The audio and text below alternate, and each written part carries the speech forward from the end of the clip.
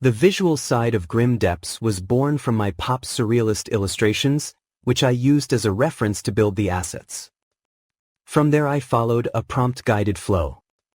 I uploaded my drawings, I defined poses, line work, and palette, and I generated proposals from which I carved the final sprites.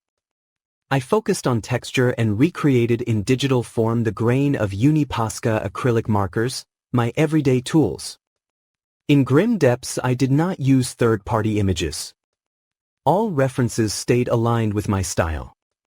I cleaned and edited every output, fixing edges, transparency, and small flaws. I renamed and optimized each file for the scene. I treated AI as a production tool. It sped up variations and helped me keep consistency across characters, icons, and backgrounds without replacing the authorial work. I did not copy my paintings. I distilled them.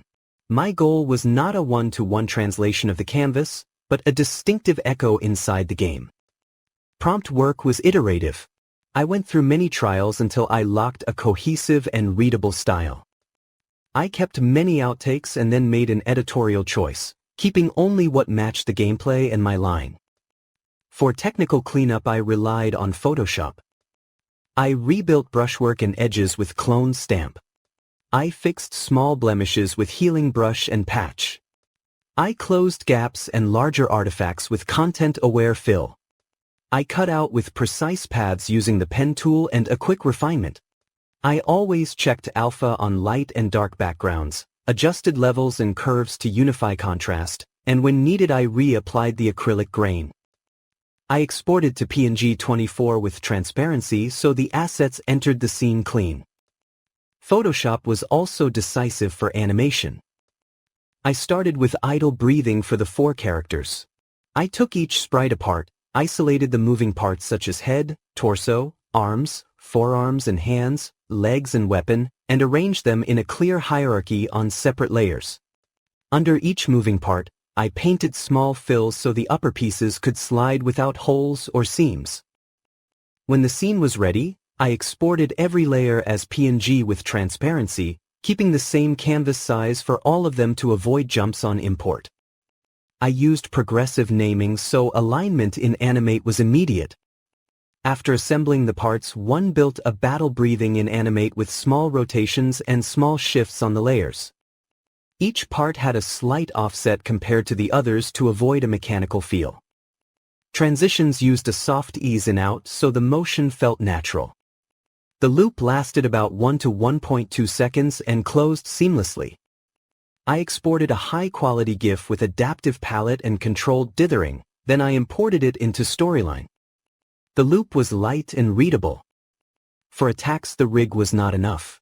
I created custom interpolations and bridged them with crossfades while the camera zoomed on the full figure. Then I added a quick move toward the target to give the hit more weight. This was the most demanding and also the most fun part. I designed every case, and I refined timing, easing, and transitions for a long time. I exported these sequences as MP4 and then imported them into Storyline. I also created dedicated interpolations for guard, item use, victory, and game over. I cleaned the joins between keyframes with small anticipations and crossfades until movements felt fluid and readable. My goal was to give the game an action feeling while it remained turn-based. The boss attack required special care. I orchestrated summons, the area attack, and party reactions with and without guard, always keeping the impact easy to read.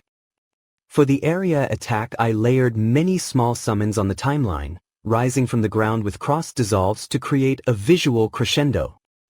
I then underlined the hit with the reaction of the characters and with targeted sound effects. For audio I used only royalty-free resources and I re-edited them to fit the aesthetic of the project. The background music was a discrete loop with a fantasy tavern mood. The sound effects were layered to give weight to hits, defense, items, and darker moments. I placed them in sync on the Animate timeline and included them in the final high-quality MP4. To complete the release I added the intro and game over tracks, more melancholic and clearly medieval, which helped immerse the player in a fantasy atmosphere with a touch of mystery.